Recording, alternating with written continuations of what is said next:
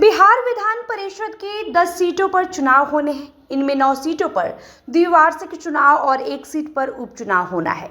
इसके लिए एनडीए की ओर से 8 उम्मीदवारों की सूची जारी कर दी गई है, जिसमें जनता दल यूनाइटेड और भारतीय जनता पार्टी ने अपने कोटे से 4 उम्मीदवारों के नामों की घोषणा की है।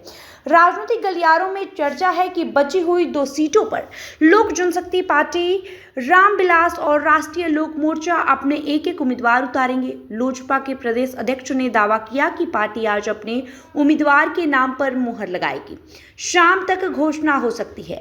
आपको बता दें, बीजेपी ने पवन सिंह, संजय मयूख, अनिल ठाकुर और शीला पंडित को अपना उम्मीदवार बनाया है। वहीं जेडीयू कोटे से पूर्व मुख्यमंत्री के बेटे व स्वास्थ्य मंत्री निशांत कुमार, शिवरानी प्रजापति, भारती मेहता और ललन प्रसाद के नामों का ऐलान हुआ है। दूसरी ओर महागठबंधन ने अभी तक अपने पते नहीं खोले, जिसके कारण सियासी कयासों का बाजार गर्म है। आपको बता दें, बिहार विधानसभा के संख्या बल के हिसाब से एक एमएलसी सीट जीतने के लिए 25 विधायकों के वोटों की जरूरत है। एनडीए के पास आसानी से सिर्फ 8 उम्मीदवारों को जिताने का बहुमत है। बीजेपी और जेडीयू ने मिलकर अपने 8 प्रत्याशी उतार दिए। इसके अतिरिक्त आखिरी बची हुई 9वीं सीट है, उस पर लोक जनशक्ति पार्टी रामविलास अपना मजबूत दावा ठोक रही है। चिराग पासवान की पार्टी के पास 19 विधायक है, जिसके कारण वो सीट लोजपा के खाते में जाना तय माना जा रहा है।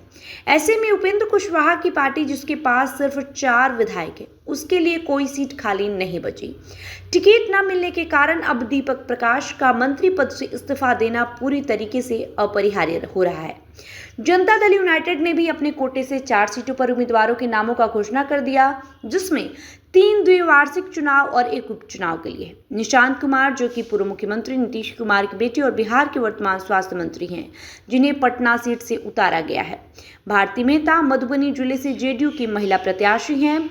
शिवरानी देवी प्रजापति पश्चिम चंपारण से अति पिछड़ा वर्ग से आने वाली दूसरी महिला उम्मीदवार हैं।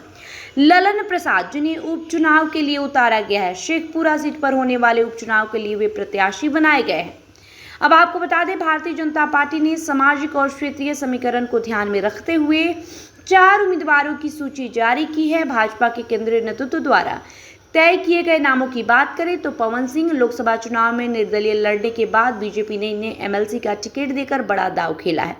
डॉक्टर संजय मयूख, पार्टी के राष्ट्रीय प्रवक्ता और पुराने वरिष्ठ नेता अनिल कुमार ठाकुर, संगठन से जुड़े और जमीन से उठे हुए नेता शीला पंडित, अति पिछड़ा वर्ग यानी ईबीसी समाज का प्रतिनिधित्व करने वाली महिला चेहरा।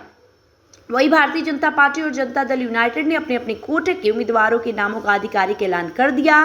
लेकिन इस घोषणा के बाद बिहार सरकार के कैबिनेट मंत्री के राजनीतिक भविष्य पर काले बादल मंडराने लगे हैं। केंद्रीय राजनीति में सक्रिय राज्यसभा सांसद उपेंद्र कुशवाहा के बेटे और बिहार सरकार में पंचायती राज मंत्री दीपक प्रकाश को इस लिस्ट से सबसे बड़ा झटका लगा है। यदि आरएलएम को एनडीए कोटा से सीट नहीं मिलता है तो दीपक प्रकाश के मंत्री पद पर संकट आना तय माना जा रहा है। फिलहाल रिपोर्ट में इतना ही। आपको क्या लगता है, अपना प्रतिक्रिया जरूर दें। साथ ही वीडियो अगर अच्छी लगी हो तो लाइक और शेयर करें। बहुत बहुत शुक्रिया।